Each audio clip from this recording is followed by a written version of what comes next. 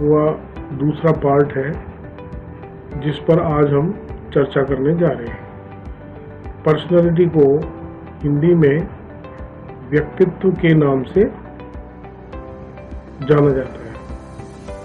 एक बार संक्षिप्त में, जैसे मैंने आपको पिछली बार बताया था कि पर्सनालिटी यानी व्यक्तित्व लैटिन भाषा के पर्सोना शब्द से लिया गया है, जिसका मतलब मुखौटा होता है। और व्यक्तित्व जो होता है वो बाहरी आवरण शरीर सौष्ठव से ही नहीं होता है, बल्कि इसमें व्यक्ति के आनुवांशिक, उसके गुण इत्यादि सभी को समाहित किया जाता है। तो मित्रों, हम गत वर्ष के आए हुए परीक्षा में पूछे गए प्रश्नों की चर्चा हम यहाँ पर कर रहे थे। तो उसी के कुछ बचे हुए प्रश्न जो हैं उनको हम आज और करेंगे और उसके पश्चात हम आगे के बिंदु की ओर बढ़ेंगे। तो अपना प्रयास रहेगा कुछ बचे हुए प्रश्नों को इसमें करने का। तो प्रश्न ये है कि किस मनोवैज्ञानिक ने यहाँ पर है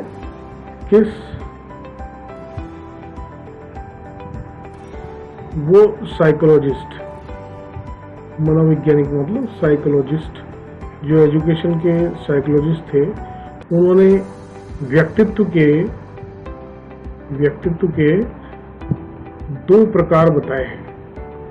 व्यक्तित्व के दो प्रकार बताने वाले वैज्ञानिक, क्या नाम है उनका?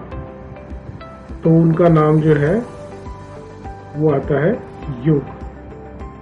इसको बहुत सारी जगह इस तरीके से भी आप लिखा हुआ देखेंगे। एक अगला प्रश्न इसमें आ रहा है कि बालक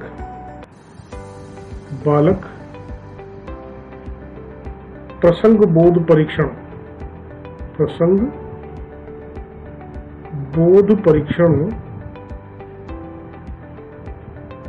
बालक प्रसंग बोध परीक्षण 3 से 10 वर्ष की आयु के बालकों, 3 से 10 वर्ष की आयु के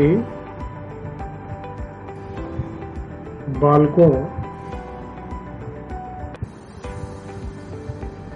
के लिए बनाया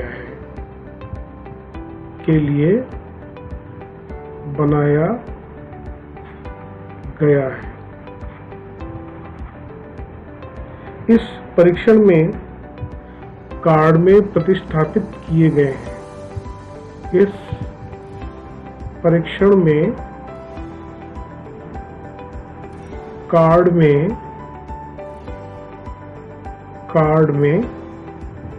प्रतिस्थापित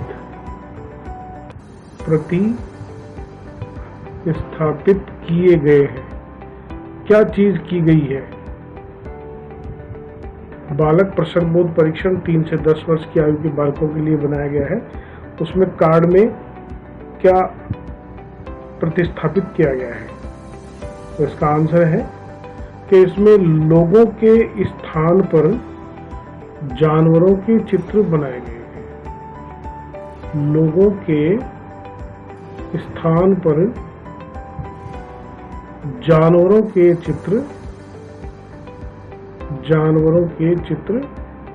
हैं, जानवरों के चित्र बनाए गए हैं। ये इसमें आता है। अगला है कि कुछ मनोवैज्ञानिकों के अनुसार व्यक्ति जिस रूप में व्यवहार करता है, व्यक्ति जिस रूप में व्यवहार करता है उसे क्या कहते हैं? उसे कहते हैं क्या? तो उसे कहते हैं व्यक्तित्व। ये 2012 के आरटेट में पूछा गया था। अगला है कि बच्चे के परिवेश की भूमिका का समर्थन करता है। बच्चे के परिवेश की भूमिका का समर्थन करता है। क्या चीज है वह जो भूमिका का समर्थन करते हैं? वह है कि कुछ विद्यार्थी सूचनाओं का जल्दी प्रक्रमण करते हैं। कुछ विद्यार्थी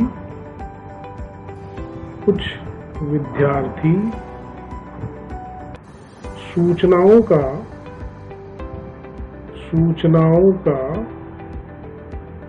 जल्दी प्रक्रमण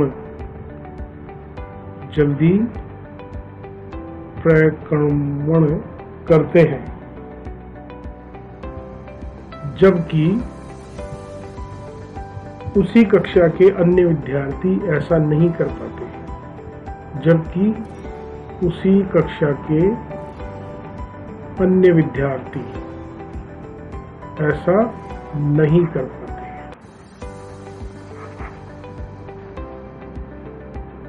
अगला है व्यक्तित्व का कौन सा भाग व्यक्तित्व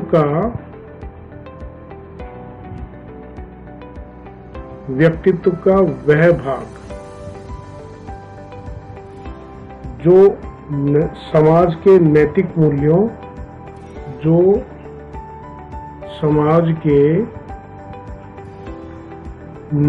मूल्यों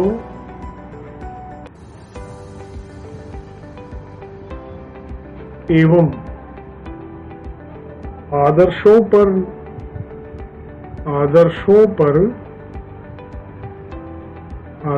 पर विकसित होता है।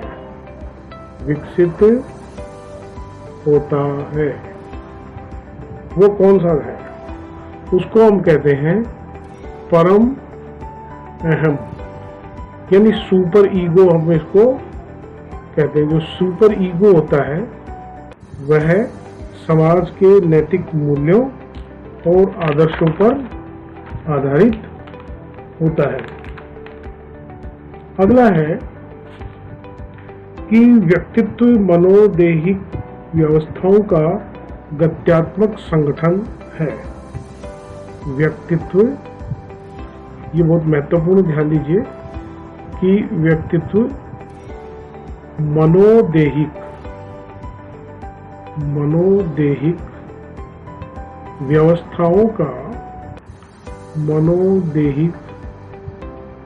व्यवस्थाओं का गत्यात्मक संगठन है। गत्यात्मक यानी डायनामिक संगठन है, जो वातावरण के साथ अपूर्ण समायोजन का निर्माण करता है। जो वातावरण के साथ अपूर्ण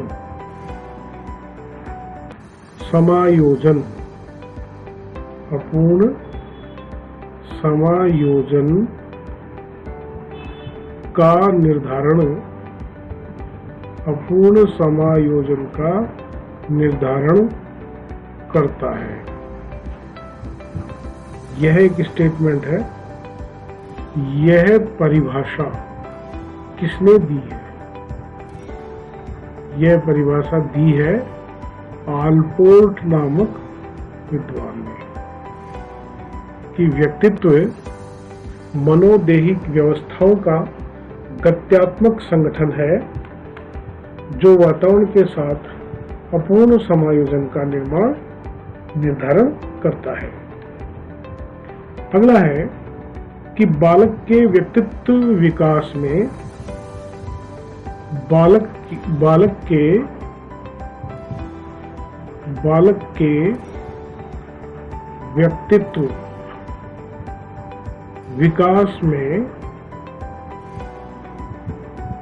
के व्यक्तित्व विकास में विद्यालय कब बाधक बन सकता है? कब बाधक बन सकता है? यह प्रश्न जो है वो 2013 में हुई परीक्षा में पूछा गया है। तो इसमें कहा जा सकता है कि जब विद्यालय प्रशासन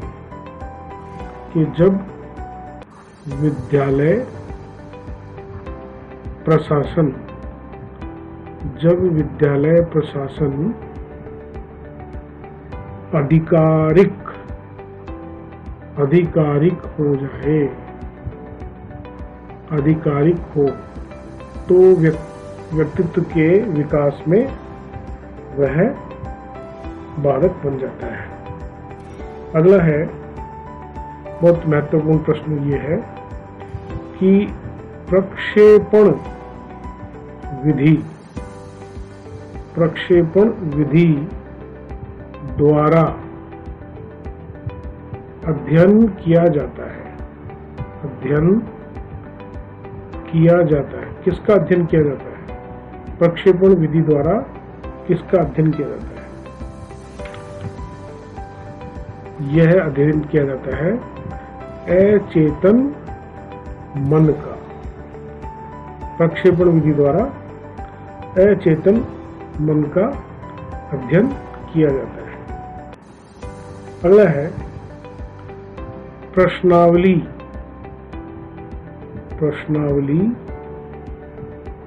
व्यक्तित्व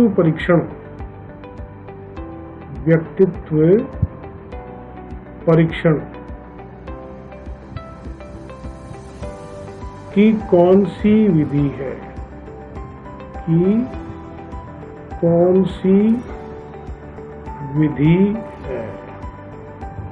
तो इसमें आता है कि प्रश्नावली के द्वारा हम व्यक्तिनिष्ठ बातों का अध्ययन करते हैं, परीक्षण करते हैं।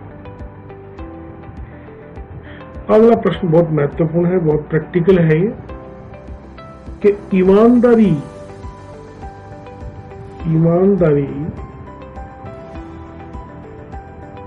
के मूल्यांकन के लिए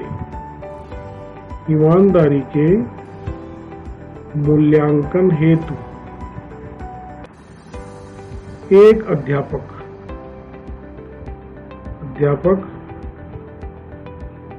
कृत्रिम वातावरण ठीक है सृजित करता है। कृत्रिम वातावरण सृजित करता है जहां बालक पैसा चुरा सकता है, जहां पर बालक पैसा चुरा सकता है। प्रश्न यह है कि यह जो उदाहरण है, यह उदाहरण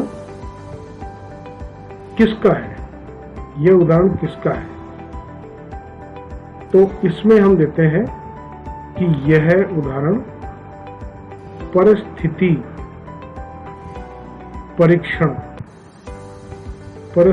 परीक्षण का यह उदाहरण है। अगला है, बहुत ही महत्वपूर्ण प्रश्न है ये, कि व्यक्तित्व विकास में सामाजिक अधिगम पर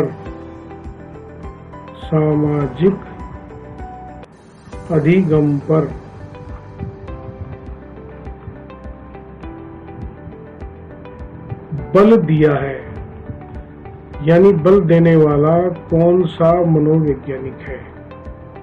तो वह है बंडूरा नामक विद्वान। अगला है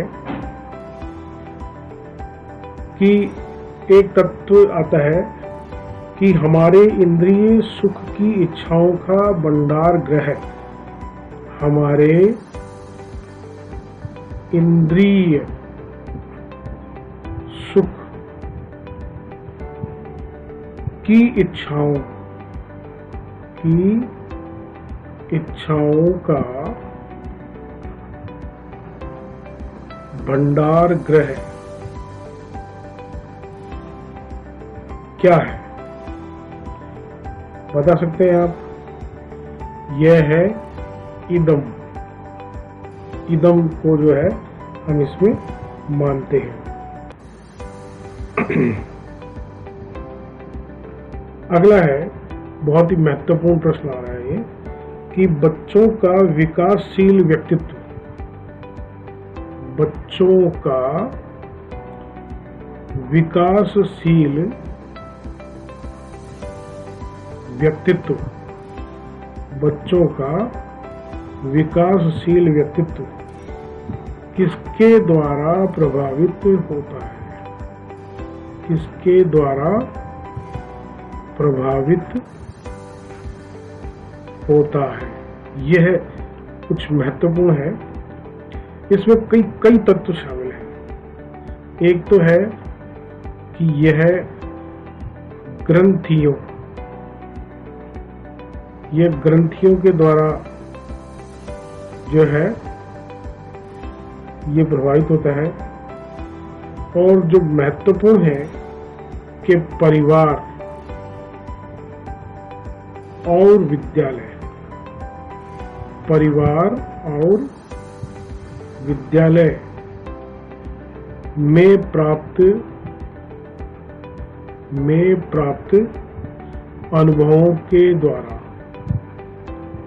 अनुभवों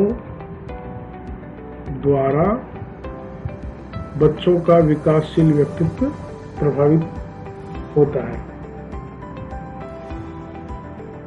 व्यक्तित्व के बुरे प्रबंधन, अगला प्रश्न है कि व्यक्तित्व के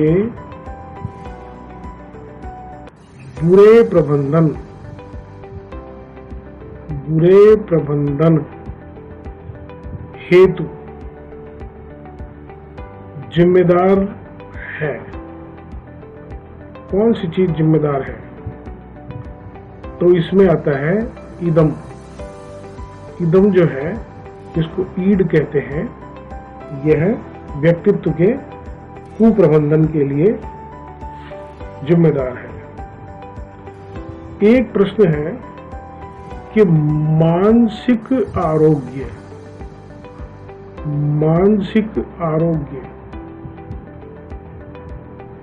जो आरोग्य है उससे तात्पर्य क्या है? मानसिक आरोग्य से क्या तात्पर्य है? तो इससे तात्पर्य है कि संतुलित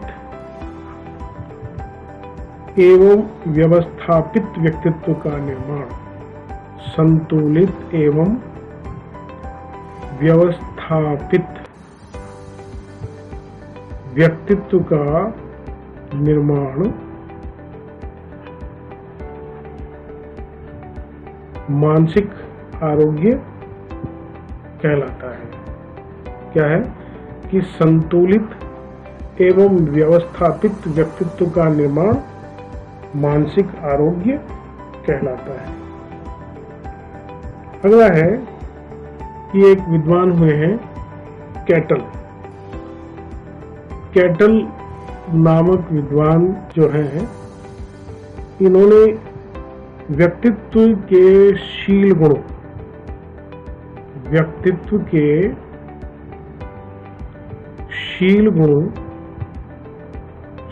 गुणों की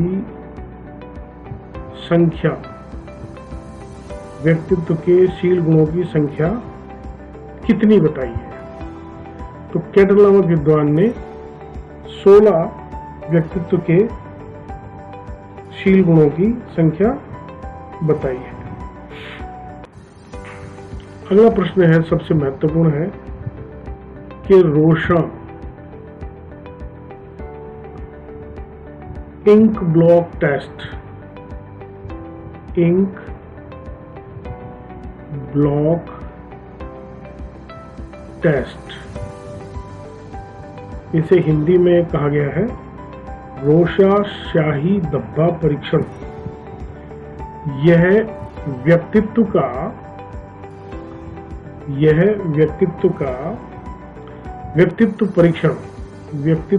परीक्षणों का कौन सा प्रकार है?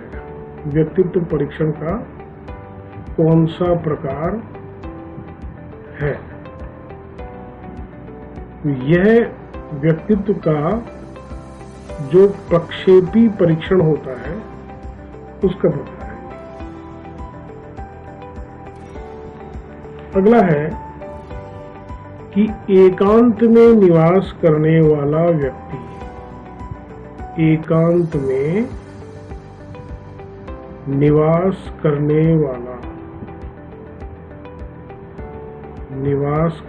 वाले व्यक्ति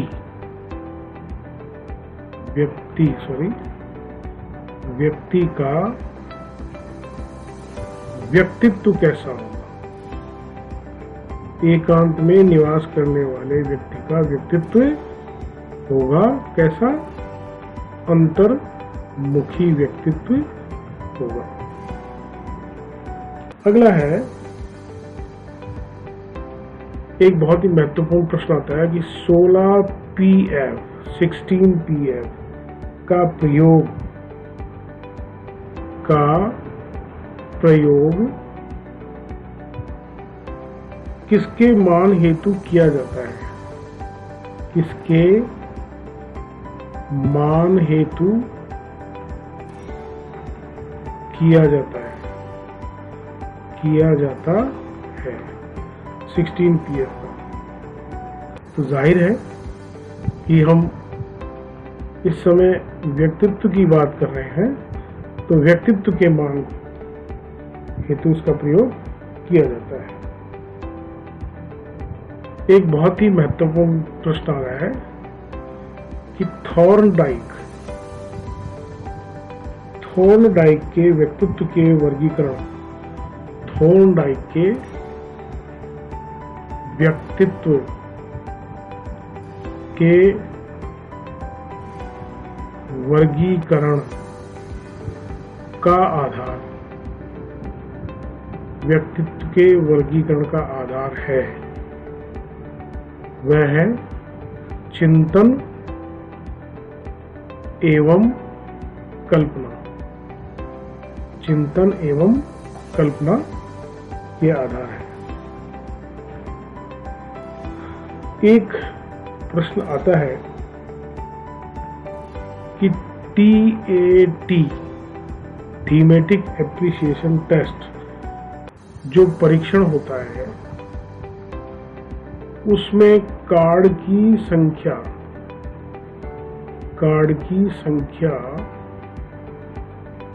कितनी होती है?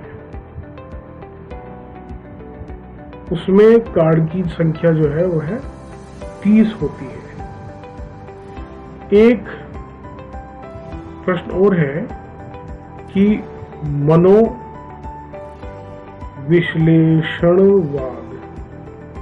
मनोविश्लेषणवाद जिसको कहते हैं साइको एनालिसिस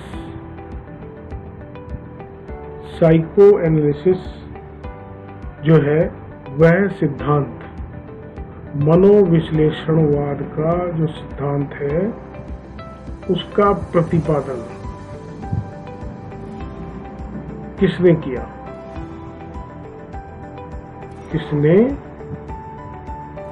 है।